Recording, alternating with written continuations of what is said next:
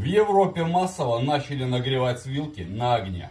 Вот для чего они это делают. Берут любые вот такие мисочки, которые мы выкидываем, одноразовые контейнеры, и нагретой вилкой потихоньку начинают проделывать сверху большое количество отверстий. Они не должны быть крупными, расстояние примерно 5 мм между ними, но их должно быть много, полностью по всей крышке, потихоньку начинаем проделывать отверстия, если нужно, вилку. После того, как мы всю крышку сделали такими крышечками, мы берем в ту часть, насыпаем обычную соль. Соль можете брать любую, можно крупную, можно мелкую. Крупная будет лучше. К соли добавляем обязательно 1 лавровый листик и добавляем по вкусу любимый наш дезодорант.